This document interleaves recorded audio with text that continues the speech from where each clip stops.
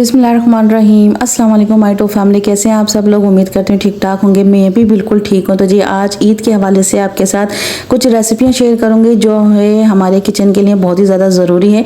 तो अक्सर हम जब लहसन लेकर आते हैं तो उसको छीलना बहुत ज़्यादा मुश्किल हो जाता है। तो यहाँ जी मैंने 1.5 किलो लहसन लिया है और इस तरह से उसको हमने पानी में भिगो दिया था 20 मिनट पहले।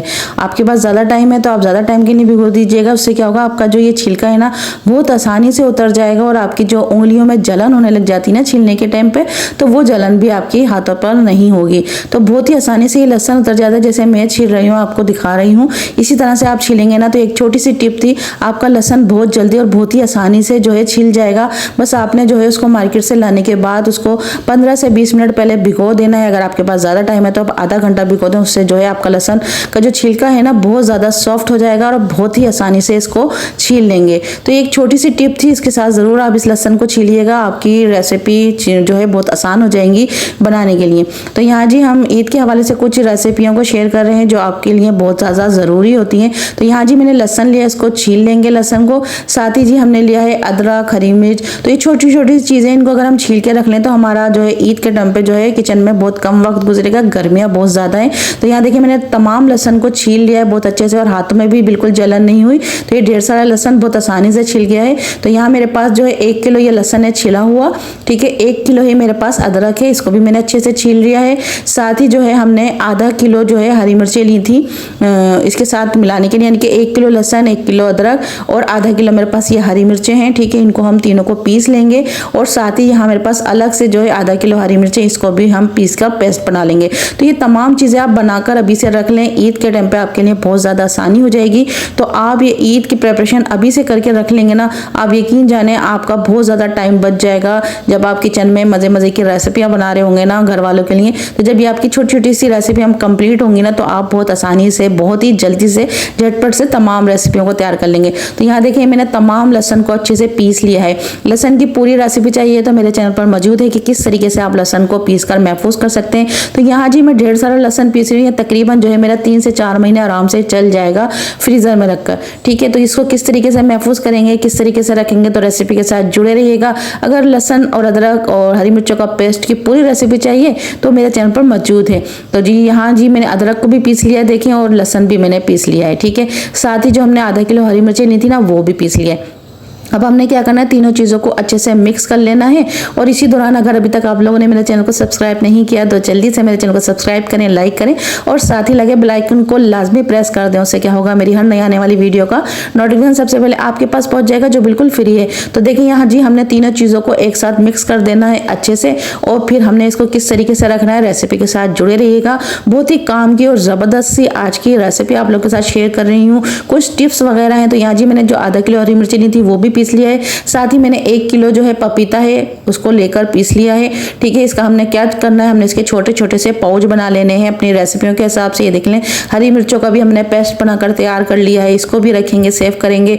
और साथ ही जी हमने पपीते का पेस्ट भी बना लिया है, इसको भी रखेंगे। तो यहाँ देखें जी पपीते के पेस्ट को भी हमने इस तरह से थैलियों में छोटे छोटे से डाल लिया है। यहाँ लहसुन अदरक देखें हमारा कितना ढेर सारा पीस कर तैयार हो गया। यहाँ जी देखें पपीता जो है हमने जितना एक रेसिपी में डालना होता है ना, उस हिसाब से हमने छोटे छोटे से इसके पाउच बना लिए हैं। तो इसी तरह से आप रखेंगे ना, या तो फिर आप आइस क्यूब के ट्रे में भी बना के रख सकते हैं। यहाँ जी मैंने हरी मिर्चों को भी इस तरह से पीस के रख लिया है, जितनी हमने रेसिपी बनानी होती है उस हिसाब से।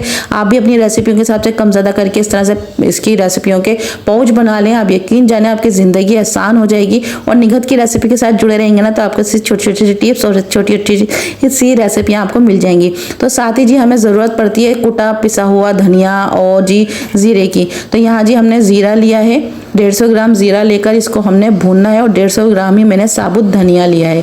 ठीक है, अब हमने क्या करना है, दोनों चीज़ों को सोते करना है पैन में डालकर, और इसको दरदरा सा कूट लेना है। ये भी हमारी रेसिपियों के लिए बहुत ज़्यादा ज़रूरी होता है, क्योंकि हम बना रहे होते हैं कबाब, सीख बोटी और बहुत सी ऐसी रेसिपियों को हम तैयार कर रहे होते हैं जिसमें जो है इसकी खुशबू और इसका जायका लाजमी चाहिए होता है। तो यहाँ सबसे पहले हम धनिया को जो है अच्छे से सोते कर लेते हैं, यानी कि 2 से 4 मिनट के दरमियान हमने इसको भूनना है। जीरे को भी इसी तरह से भूनना है, जलाना नहीं है आपने।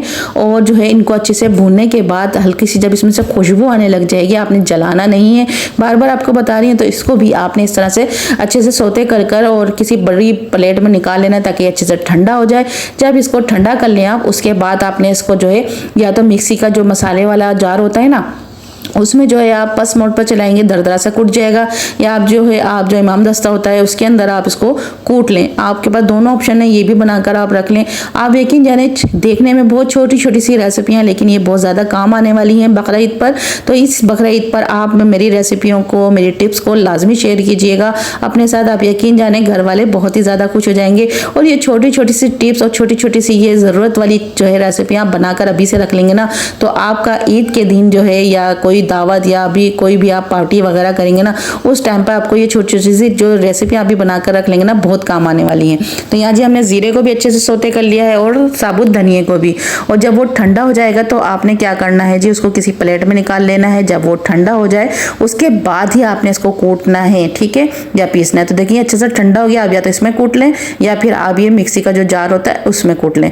तो ये आपके ऊपर डिपेंड करता है कि आपने किस में इसको कूट लेना है। तो यहाँ जी हमने इस तरह से इसको कूट कर पाउडर बना लिया है, यानी कि दरदरा सा कूट लिया है। दरदरा सा कूटने के बाद आपने किसी भी जार के अंदर इसको महफूज कर लेना है, उस पर लेबल लगा लेना है कि जी आपने किस चीज़ का पाउडर बनाया है, ठीक है। तो यहाँ जी हमारे ये दोनों पाउडर भी तैयार हो गए हैं।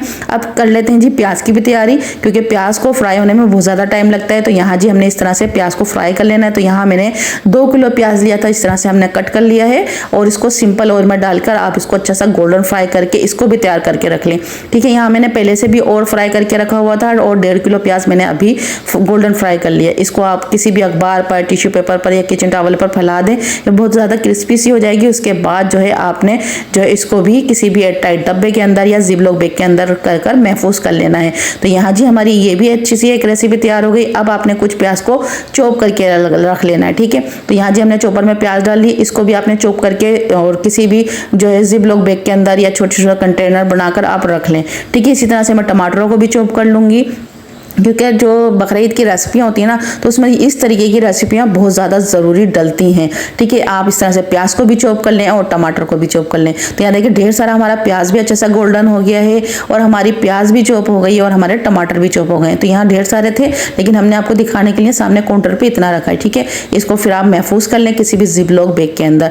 तो ये जो रेसिपी है बहुत काम आने वाली है, रेसिपी को स्किप नहीं कीजिएगा। और एक और टिप आपको देती हूँ, जब आपके घर में गोश्त आ जाता है तो आपने इस तरह से जो ये हमारी कोक की बोतलें होती हैं इसको फेंकना नहीं है। इसमें ढेर सारा गोश्त आप रख कर फ्रिज में स्टोर कर सकते हैं। देखें इस टाइम पे मेरे पास चिकन थी, तो मैंने आपको दिखाने के लिए इसमें चिकन रख दिया। आपने अच्छे से, ये पूरी एक चिकन है 2 किलो की, ठीक है। ये देखें अच्छे से बोतल में आ गई। इस तरह से आपकी जो फ्रिज में ज़्यादा स्पेस मिल जाएगा।